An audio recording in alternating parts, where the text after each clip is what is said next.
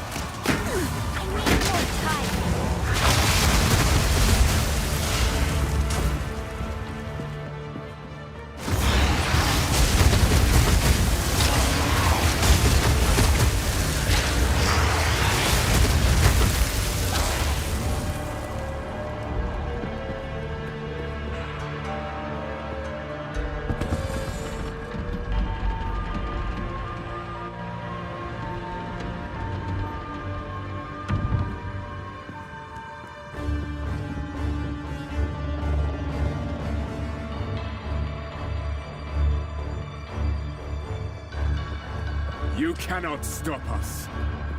We will take the power that we deserve! Not if I take yours first.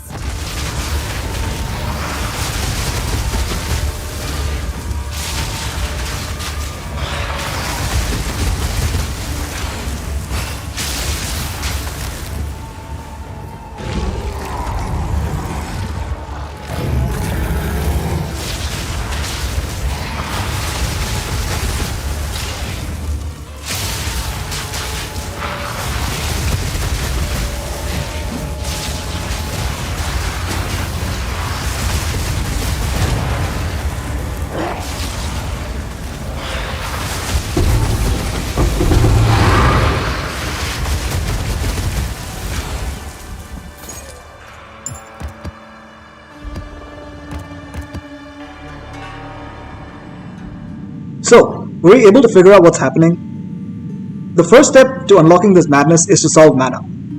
Infernalist gets Pyromantic back through her ascendency, which changes the way mana works. You no longer need to spend mana to cast spells, but instead gain Infernal Flame and take self-damage on reaching maximum Infernal Flame. And that's the key part. You only take the self-damage on reaching maximum Infernal Flame. So, what happens if your maximum Infernal Flame is 0? If your maximum Infernal Flame is 0, you no longer gain any Infernal Flame, so you never reach maximum mana, so you never trigger the self-damage. And essentially, what this means is you have infinite mana. And how do we actually get our Infernal Flame all the way down to 0? Infernal Flame is based off your maximum mana, so it's essentially the same as getting your maximum mana down to 0. We actually need to get a 104% reduced maximum mana in order to hit this, and the reason for that is the 4% over here leading up to Pyromantic Pact. So this is mandatory, so we need to deal with this as well. So we need to hit 104% reduced maximum mana. And how do we do that? The first step is Innsmouth. I didn't simply bring up this item in the intro. This is now a core part of the build. And this normally rolls 25%, but this can be corrupted all the way down to 30%. And that's the first one. The next item is the Nocturnal Caress, which by default rolls all the way up down to 15, but can be corrupted down to 17%. And so we get another 17% from there. And from the passive tree, we have a total of 55%, which are, some of them are from here. We have 10% here. We have like 25% over here, and we have some over here as well. But this still only takes us to 102% reduced maximum mana. We still need 2% more. And the last 2% we get from using a Time Lost Ruby with two important stats. The first one is small passive skills in radius. Increased effect of small passives in radius. We need at least a 20% roll. And the second thing is upgrades radius to medium. Those are the two important stats. And basically, when you have at least 20% increased effect of small passives, the 5% over here gets down to 6%, and we have two such nodes. So 2 of the 5% nodes become 6% reduced mana, and that gives us exactly 104% reduced maximum mana.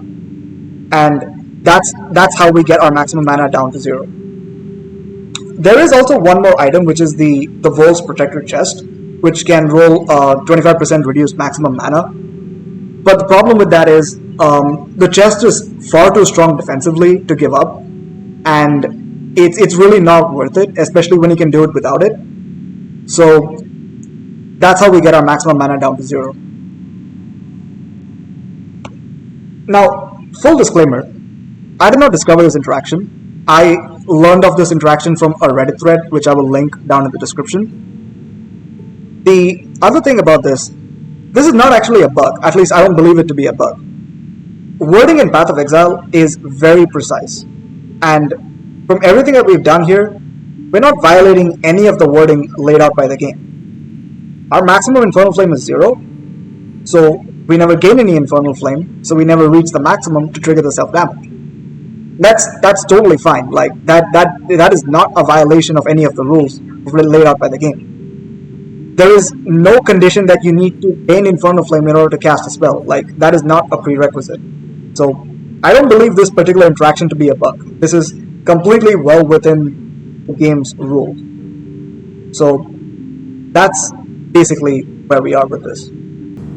This next interaction, however, is a bug, and this too is something I got from another user build. I will link the showcase in the description below. The core concept of triggering the skills on weapon swap stays the same as my previous build. We summon the skeletons on weapon swap, which get consumed by Decompose, which triggers Profane Ritual, and starts the chain reaction to consume all the minions. This part is not a bug, this is still fine. The bug that we are abusing is how the game checks the energy required to trigger a spell. So, let me explain that. We have a cast on minion death linked with Detonate Dead as the first skill, followed by 3 comments and Spell Echo. The way this bug works is the first time that we need to trigger this series of spells, we require 80 energy for Detonate Dead, 300 energy for each comet, and this is actually a correction from my previous build. I stated that comet only takes 200 energy, but it actually takes 300 energy. But anyway, that's a total of 900 energy for the comets, plus 80 energy for Detonate Dead, for a total of 980 energy to trigger this sequence once. And that's normally how it is. And to trigger this normally the first time, we consume around 9 minions, like I have a total of 17 minions over here, and roughly around 8 to 9 minions is what I need to consume in order to trigger this once. However, and this is where the bug is, for every subsequent trigger of this sequence of detonate dead, comet, comet, comet, we only check it, the game only checks the energy required for detonate dead. Which means for every subsequent trigger, that is, the remaining 9 minions after the first 8 are consumed to trigger this normally once, each of those triggers only requires 80 energy to be triggered, not 980. Which means we get 9 times 3, 27 comets for each of the remaining minions. So I have 8 minions get consumed normally with this setup. The remaining 9 minions each give me 3 comets, for a total of 27 triggers. Plus we have the 3 from the normal trigger as well. So that's a total of 30 comets we get per weapon swap. That's the bug. And this requires some very specific things, like the first skill has to be detonate dead. Like I'll explain more in the gem section. Like the gem section is going to be a little complicated, but that's the core gist of it. With this, we are able to trigger over 30 comets per weapon swap, and I haven't even talked about the Eye of Winter yet, which I'll talk about later. But at its core, that's the interaction, that's the bug that we're abusing, and yeah, that's how we're getting so many triggers. Another consequence of having infinite mana is that we no longer take self-damage on weapon swap. What this means is, on weapon swap, we kill 17 minions, which drop on average 8.5 Grim Remnant. And each Grim Remnant gives us 262 energy shield. I have a level 20% quality one. So not only are we triggering like 30 comets and like half a dozen Eye of Winters per weapon swap, we're also gaining around 2200 energy shield per weapon swap. And which is why at the start of the video, the build, you might have seen me do this.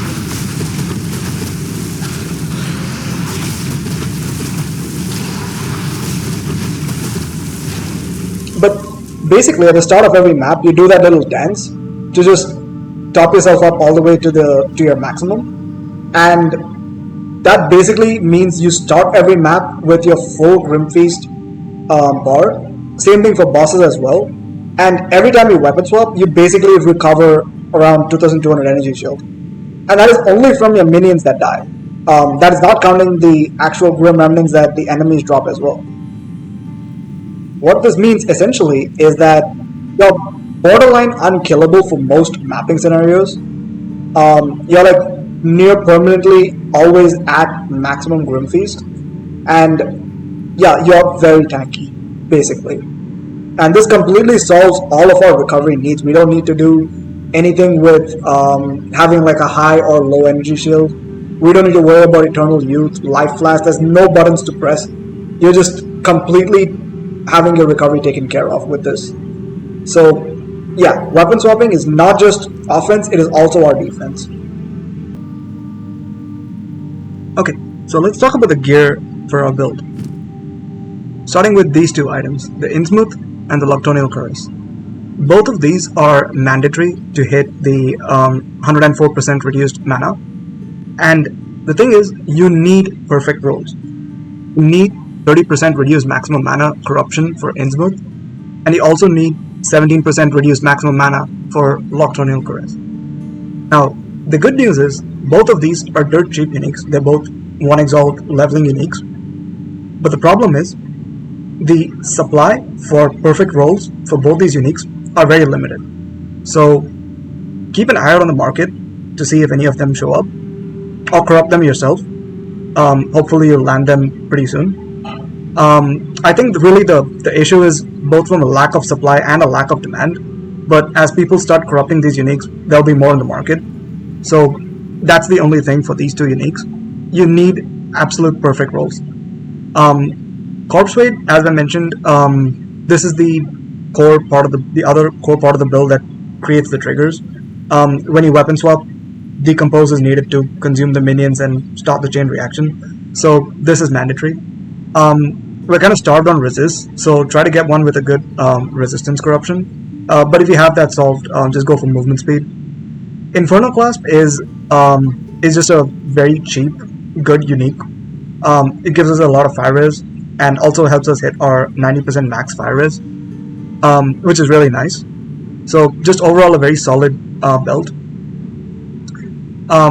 Chest piece is important. You want one with as high of an energy shield as possible, with spirit. Again, we need spirit for literally everything. So just spirit, resistances, and energy shield. That's all there is for the chest piece.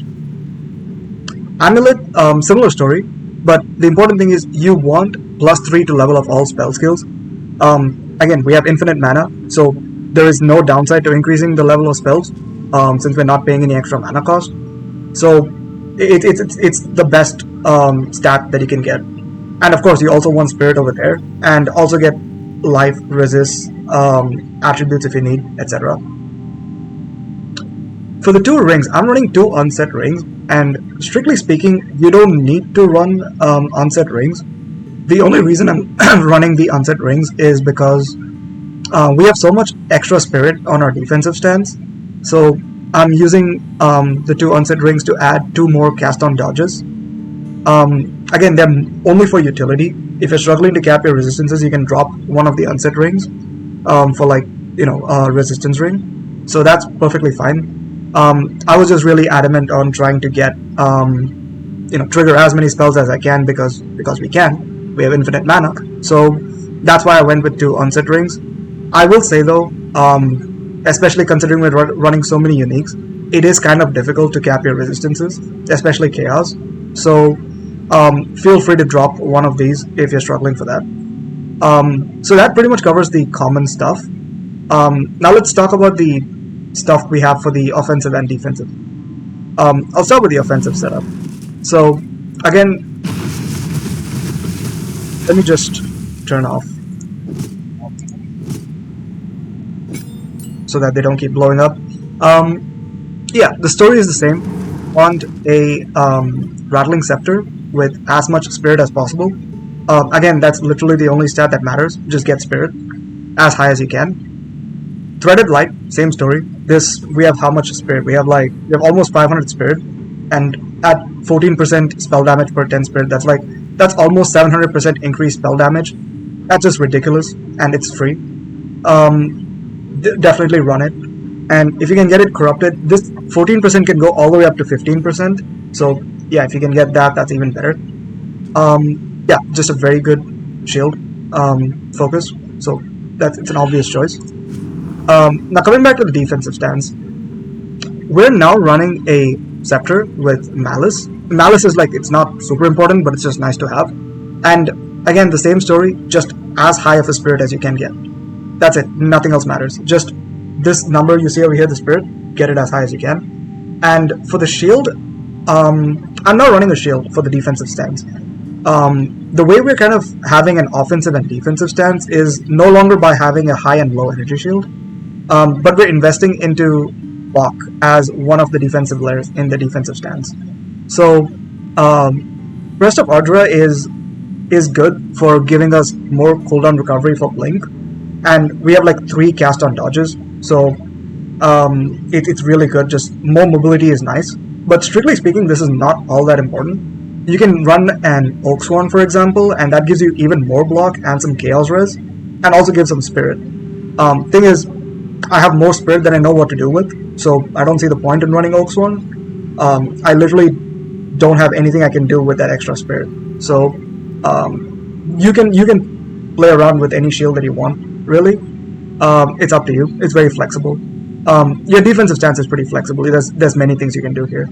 So yeah, that pretty much covers the gear. And yeah. Okay, so let's talk about the passive tree. This is pretty different from how we were building it before in my previous version of the build. We are now taking all the energy shield nodes on the main branch itself. We no longer have a high and low energy shield state. We're just equally tanky in both our offensive and defensive stance. So we're still taking all the increased energy shield nodes on the main branch.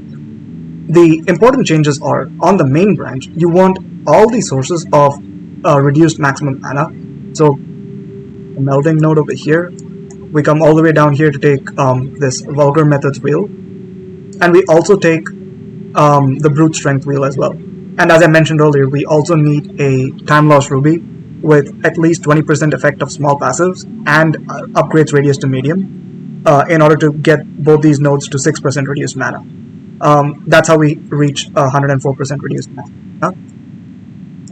The most of it still stays the same. I'm running two unique jewels. One is the From Nothing jewel, which on Chaos Inoculation, which lets me grab a couple of really strong nodes over here without having to path to it. But this is a completely luxury upgrade. Like, you can easily path down here and pick up. These are the really only two important nodes. Like, all of these nodes are kind of just nice to have, but really not that important. And you just save a little bit of passives. Like, you can just path down here and pick up these nodes on your offensive stance. That's totally fine. And we also run a medium small ring with controlled metamorphosis. That lets us take a couple of really nice nodes as well. Again, this is a purely luxury upgrade. It's not mandatory at all. You can just pick up these nodes on your offensive stance. The only thing is these two nodes are really good. This node is nice. We actually chill, shock, freeze, and ignite enemies. Well, this is like 60% increased damage. Really, we don't need more damage. This node, Power Conduction, gives us increased magnitude of shock. And we're running something really cool with Ball Lightning, Lightning Warp, and Cast on Dodge. I'll explain that in the gem section, but we take this on our defensive stance, not the offensive stance, and that basically gives us some extra shock. This node over here is also on our defensive. So we only run the Blasphemy Curses on the defensive stance, and that's one of our other scalers for defense. So we're scaling block and curse effect. That's how we're now scaling our defense in the defensive stance. So we take this node over here, Zone of Control, on our defensive stance, and this is a really good wheel. Like, this whole wheel leading up to it gives you like 100% increased area of effect of curses, some increased curse effect, and it also hinders enemies that you curse. So it just hinders all the enemies around you for even more reduced movement speed. So everything is slower and deals less damage around you when you're in the defensive stance. So it's a really, really powerful wheel, and we pick this up on our defensive stance.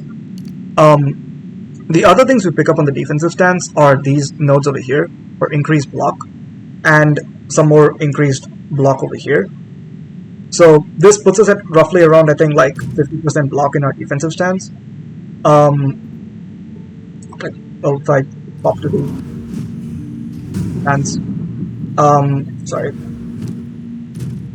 Yeah, you can see we're at like 51% block. So it's really nice. The only other thing is, since we take this node over here, it gives us 25% reduced global defenses. We need to counteract that with taking two of these increased maximum energy shield nodes, and that just kind of negates the reduced defenses because energy shield is defense. So yeah, just be sure to pick up these two nodes, and yeah, that's pretty much it. We have this climate change wheel as well in our offensive stance, which is really good for damage. Pure Chaos is also really good because most of our damage is just global increased spell damage, so it doesn't really matter what type of damage we get, and so this is basically like 11% more damage. So it's a good node, but you don't need it. I take two of these meta skills gain increased energy. That just helps me like hit a breakpoint, so I need one less minion to stop that cascading reaction. This is just free 45% increased damage. So yeah, again, all of these nodes are like kind of just good to have but not mandatory. It's only these two nodes that you need, and you can always just path down here from nothing. I'll just quickly talk about jewels. The other jewels, the regular jewels. So the important stats you want are meta skills gain increased energy, and now you actually want to get increased maximum energy shield. That's pretty much it. And just all your jewels just get meta skills gain increased energy and increased energy shield. And ideally you want to corrupt them for resistances or attributes, because we're kind of starved on both resists and attributes, so anything you can get is good. That's actually how I'm like capping my resistances. I have like quite a few jewels which are corrupted to give some resist. So yeah, just grab jewel sockets. If I get a couple of more levels, I can grab this jewel socket as well. And that's pretty much it. Again, everything else stays pretty much the same. You get all these really good increased max res nodes. Same thing over here. Unnatural resilience and jewel socket. That's pretty much it. The tree is pretty simple besides that. Oh yeah, and we take these nodes on our offensive stance as well. It's just more crit damage bonus, and the increased mana cost of skills doesn't matter because we have infinite mana. This node is really important as well for defense. This is honestly part of the reason why you don't want to run Wolf's Protector, because this node gives you so much energy shield from your chest. So, yeah, that's kind of it. We're no longer running the Pain Attunement, Printing Immolation setup. So, that pretty much covers the tree. Now we'll quickly talk about the Ascendancy as well. Pyromantic Pact, as I mentioned, this is core to the build. 4% increased mana is going to deal with this. And now we're just going for Altered Flesh, and we're taking Bedart's Will and Bedart's Hand. So, more ES per life, more Spirit per life. Very straightforward. That's why you want to get life on pretty much everywhere you can get. This node makes it that you need to worry about actually capping your Chaos Res. That's important, because Chaos damage does double damage to Energy Shield, and we take 20% of Fizz as Chaos. So, and we're not running CI, so just need to worry about Chaos Res. And pretty much it. That's pretty much it. Very straightforward, and that pretty much covers the tree. Okay, so let's talk about the gem setup. And this is probably going to be the longest section, and this is going to get a little complicated. But I just want to start by saying the order of gems that you socket matters a lot. Not just the order within the gem setup, but also the order that you arrange them in here. So I'll explain that more in detail when I get to it, but I just want to start this section by saying it is very important that you socket the gems in the order that I have them in the POB and arrange them in the order that I have in the POB for everything to work perfectly. I just want to start the section by saying that. So let's talk about the rest of it. So it's the same concept as my previous build in that there are some gems that you have only on the offensive stance and some gems you have only on the defensive stance. And I'll just go through that. The Skeletal Warriors, again, we only need them on the offensive stance. Make sure you have 0 on the defensive stance. You want to come up to this menu and then actually manually set them over here. Same story for the Cast on Minion Death. You only want them on the offensive stance for both of them. And we have 2 Cast on Minion Deaths. And for Sacrifice as well, we want them on only on the offensive weapon set. We run 3 Cast on Dodges. And again, all of them only on the defensive stance. That's why we're running 2 Unset Rings to squeeze in 2 more Cast on Dodges. But these are all for utility. You don't strictly need them, the Cast on Dodges. You can drop 1 or 2 of them if you're still struggling to cap your resistances. But the important thing to know is, again, there is a certain order that you need to arrange these in. We're running 3 of them. And you only need to run them on the defensive stance. And you also want to run them on the lowest possible level because you don't want to add more dexterity. So run these at the lowest possible level. Blink, again, only on the defensive stance. Same thing for Blasphemy, only on the defensive stance. For both Grim Feast and Charge Infusion, both of these you need on both offensive and defensive stances. These are the only 2 gems that are there for both the offensive and defensive stance, but everything else is only on one or the other. Okay, now let's talk about the gems that we go in here. Let's start with Decompose. Spell Cascade is something that is really good for Decompose because the way it works is sometimes when you're like crowded with some enemies, Decompose normally only consumes 1 corpse at a time. And sometimes when there are other corpses nearby, the Decompose doesn't consume your minions, but instead consumes one of the regular enemy corpses. And then you need a couple of steps to actually trigger the chain reaction. Spell Cascade just makes it much more reliable to actually start killing all the minions and triggering the whole chain reaction. So Spell Cascade is really nice, it just makes it more reliable. Deadly Poison gives more damage with poison from the gas clouds, and that's good because we run Corrosion with Break Endurance. So basically this occasionally generates some endurance charges, It's not super reliable, but it's a nice bonus once in a while.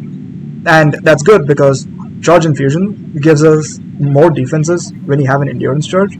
And more defenses means more energy shield.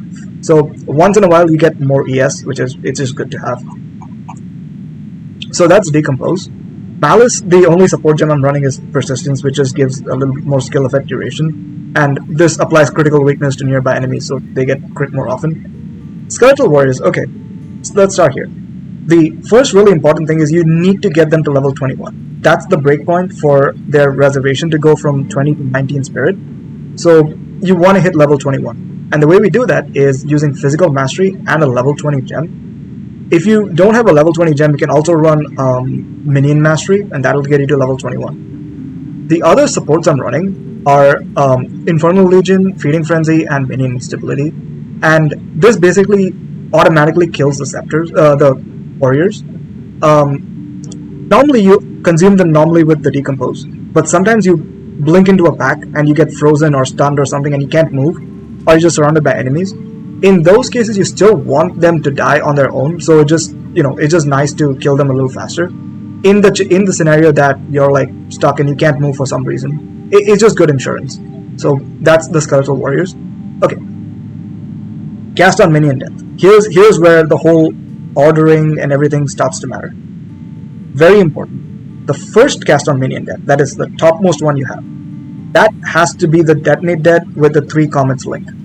This has to be on top. If you swap the order for these cast on Minion Deaths, it doesn't work. Next thing. Detonate Dead has to be the first skill in this cast on Minion Death.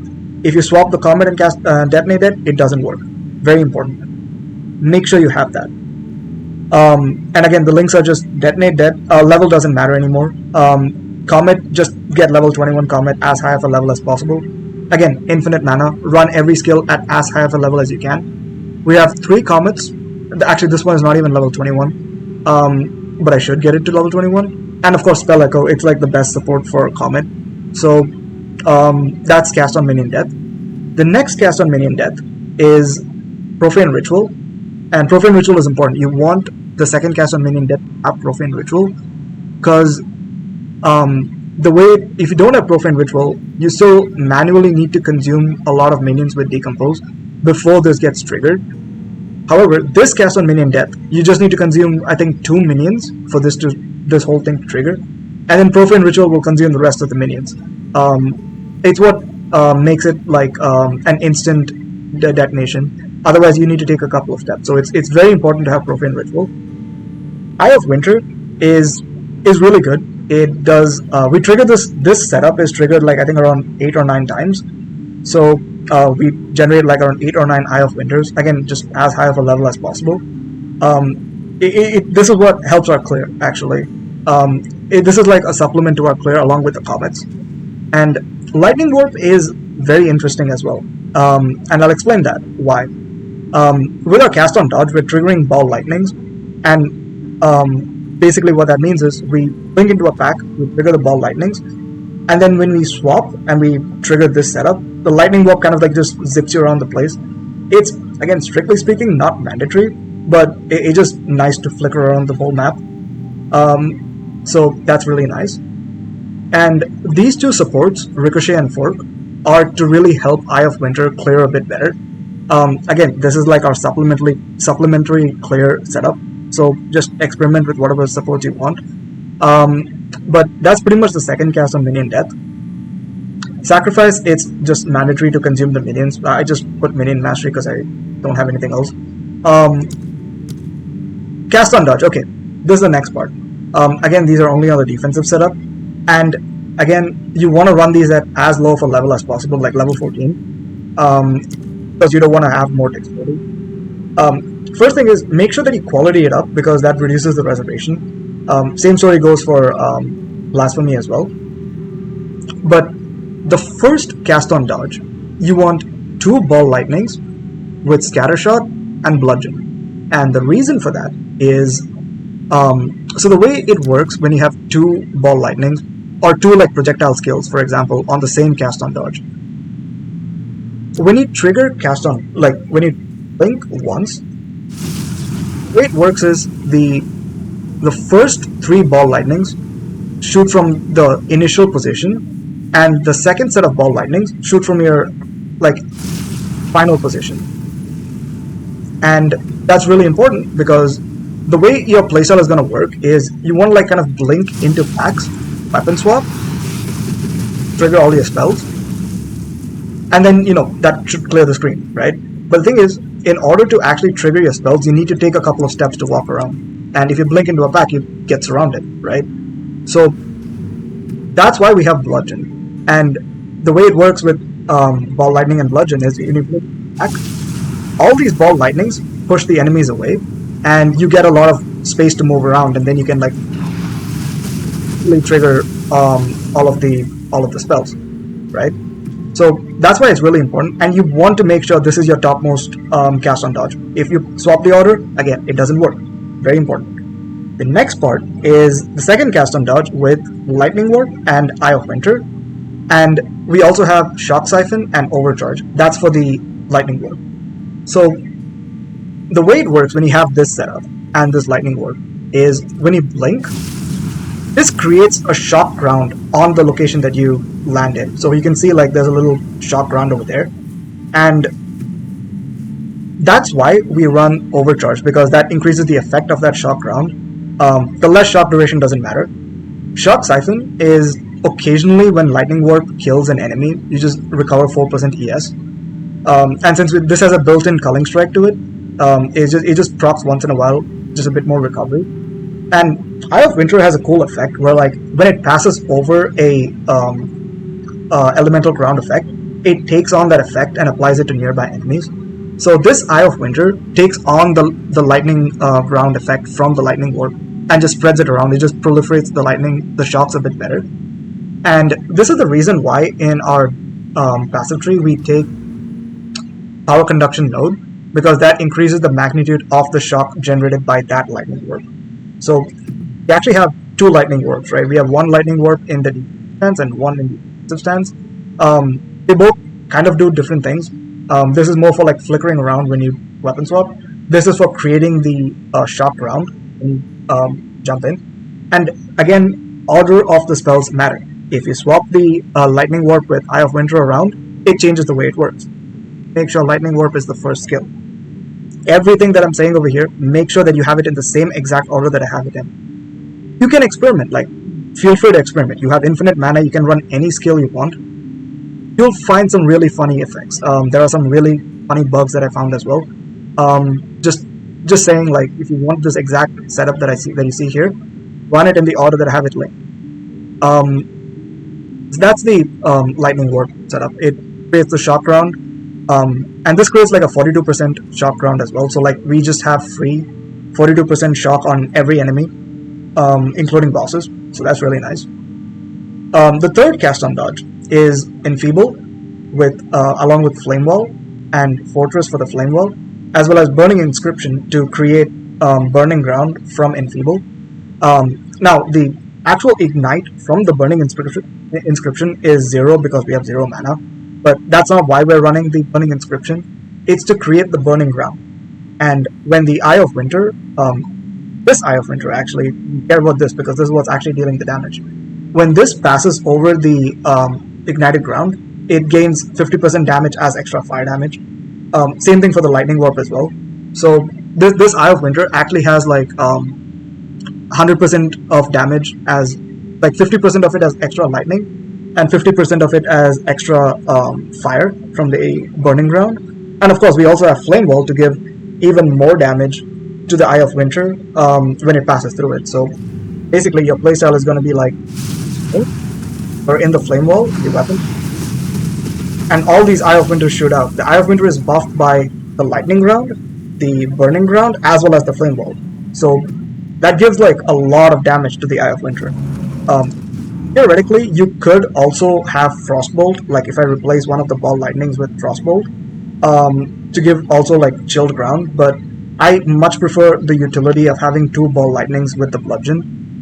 This bludgeon is really important to like make some space when you blink into a pack. So that covers the cast on dodges. Again, order them in the way, like arrange them in the way I have. Make sure that you have them in this particular order as well, like the ball lightning first, then lightning warp, then the enfeebled flame wall. Very important. Blink. So I run the Rest of Ardura. That gives me more like CDR. Also Ingenuity. Second Wind it's up to you. I prefer to have it, especially because my Blink cooldown is still manageable. But it's up to you. I prefer to have it. Blasphemy is enfeeble temporal chains. Again, make them deal less damage, make them move even slower. Really good in a defensive stance. Focus Curse to make it erupt a bit faster, and Magnified Effect for even more area of effect. This basically makes the whole screen affected by your curses. Really good. You don't need this. If you want to run this for one of your other skills, you can just swap it out. Grim Feast, Charge Infusion, nothing really to it. That pretty much covers the gem section. I want to say, feel free to experiment. You have unlimited mana, you can run any spells you want. You can try, messing around with Frostwall, you can try messing around with, like, anything. Like, literally, these skills over here, there's no restriction. Just run any skills you want. Figure out some stuff, experiment. You can do a lot of things. So, yeah, it's really cool, really flexible, really powerful. That's our gem setup. If you made it this far into the video, thanks for watching. I hope you guys decide to give this build a shot. This is one of the most fun builds I've ever played in Path of Exile 2. It's incredibly powerful, incredibly tanky, and just really fun to play. Just the visual spectacle of seeing so many spells go off is so fun. And I will say, there is a good chance that some of these interactions might get nerfed, because we are, after all, abusing some bugs in this build. That being said, I do have some plans on trying to fix it, even if they do fix some of the bugs. That being said, I don't know which of these interactions are considered bugs by GGG. Hopefully this build will survive at least until the end of this particular league, but just a fair bit of warning. But besides that, it's really fun. And again, it doesn't take too much to get started. I know I mentioned it takes around 20 to 25 divines. That is my current state of the build, but I've been playing this from like maybe a 10 divine budget. So it's really fun. It's really affordable to get started, and I hope you guys enjoy. See you next time.